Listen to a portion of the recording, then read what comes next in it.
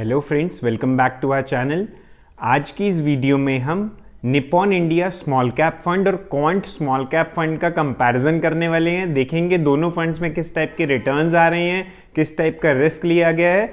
दोस्तों, small cap category वो होती है जिसमें minimum 65% investment fund manager small cap stocks में करता है। स्मॉल कैप स्टॉक्स होते हैं इंडिया के पहले 250 कंपनी को छोड़ के बाकी जो छोटी कंपनीज होती हैं उनको कहते हैं स्मॉल कैप कंपनीज। तो चलिए रिव्यू दोनों का स्टार्ट करते हैं। Friends, Nippon India small cap fund और क्वांट स्मॉल कैप फंड के कंपैरिजन में सबसे पहले हम फंड ओवरव्यू देखेंगे, फिर देखेंगे हम रिटर्न्स, उसके बाद देखेंगे किस टाइप का रिस्क दोनों फंड में लिया गया है, पोर्टफोलियो देखेंगे और लास्ट में फंड डिटेल्स देखेंगे। तो चलिए फंड ओवरव्यू से स्टार्ट करते हैं। Nippon India small cap fund का एनएवी यानी प्राइस पर यूनिट है 142.37, वहीं क्वांट स्मॉल कैप फंड का एनएवी है 237.96। क्रिसिल रैंकिंग की बात करें तो Nippon India small cap fund को 5 स्टार रैंकिंग मिली हुई है, वहीं क्वांट के स्मॉल कैप फंड को 4 स्टार की रैंकिंग मिली हुई है। कैटेगरी दोनों की स्मॉल कैप फंड की कैटेगरी है, इक्विटी फंड की, जैसा मैंने स्टार्टिंग में बताया आपको। ये फंड स्टार्ट हुआ था 16 सितंबर 2010, Nippon India small cap fund की बात कर रहा हूँ। Quant small cap fund start हुआ था 30 अक्टूबर 1996 को।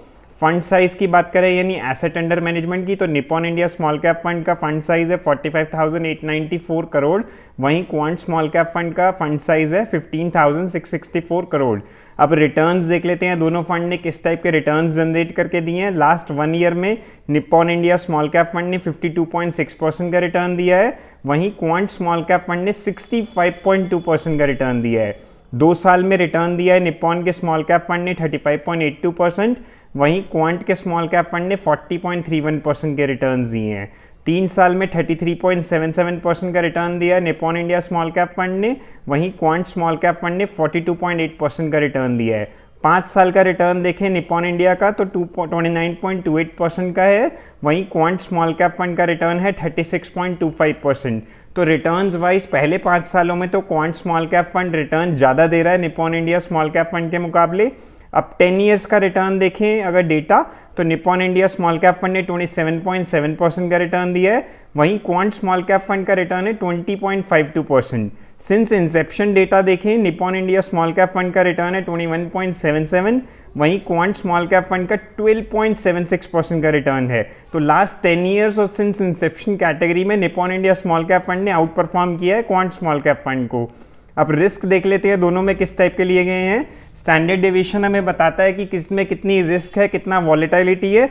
Nippon India small cap fund का स्टैंडर्ड डेविएशन है 15.65 का, वहीं क्वांट स्मॉल कैप फंड का स्टैंडर्ड डेविएशन है 19.75। इससे हमें पता लगता है कि क्वांट स्मॉल कैप फंड काफ़ी हाई रिस्क फंड है as comparison to Nippon India small cap fund. Returns तो इसने अच्छे जनरेट करके दिए हैं, लेकिन रिस्क भी प्रोपोर्शनेटली काफ़ी ज़्यादा लिया गया है। शार्प रेशियो जितना ज़्यादा हो उतना बढ़िया रहता है, और Sharpe ratio Nippon India small cap fund का है 1.6, वहीं क्वांट स्मॉल कैप का 1.59 है, यानी दोनों का सिमिलर शार्प रेशियो है। अल्फा हमें बताता है कि बेंचमार्क के मुकाबले कितना ज़्यादा रिटर्न फंड दे रहा है। Nippon India small cap fund का अल्फा है 6.4, वहीं क्वांट स्मॉल कैप फंड का अल्फा है 8.95। Alpha wise quant small cap fund better दिख रहा है अपने को, लेकिन रिस्क भी इस फंड में ज़्यादा लिया गया है, जैसे कि इस तरह के स्टैंडर्ड डेविएशन में पता लग रहा है। चलिए अब दोनों का पोर्टफोलियो देख लेते हैं। टॉप 5 होल्डिंग्स की बात करें Nippon India small cap fund में तो tube investments of India, HDFC bank, Voltamp transformers, Apar industries, multi commodity exchange of India, ये हैं top 5 holdings. Quant small cap fund की टॉप 5 होल्डिंग्स है Reliance industries, IRB infrastructure developers, Jio financial services, Adani power, Hindustan copper. Top 3 sectors की बात कर लेते हैं Nippon India small cap fund में capital goods, financial sector, services sector है टॉप 3 सेक्टर्स।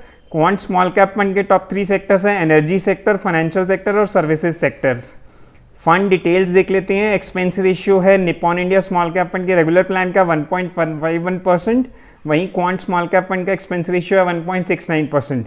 दोस्तों, एक्सपेंस रेशियो में बताता है कि कितनी मैनेजमेंट फीस आपके फंड में से ली जाएगी। तो क्वांट स्मॉल कैप फंड की एक्सपेंस रेशियो ज़्यादा है, इसका मतलब Nippon India small cap fund इस मुकाबले बेटर है। एग्जिट लोड की बात करें तो Nippon India small cap fund में पहले साल में अगर आप पैसा विड्रॉ करेंगे तो 2% की पेनल्टी देनी पड़ेगी, और सेकेंड ईयर में आप पैसा निकालेंगे तो 1% का एग्जिट लोड है। वहीं क्वांट स्मॉल कैप फंड में सिर्फ 1 साल का 1% का एग्जिट लोड है, उसके बाद कोई एग्जिट लोड नहीं है। लॉक इन पीरियड दोनों फंड्स में नहीं है, दोनों का बेंचमार्क इंडेक्स है Nifty small cap 250 TRI। Minimum investment है Nippon India small cap fund में 1000 SIP। लमसम फिलहाल इसमें अलाउड नहीं है Nippon India small cap fund में।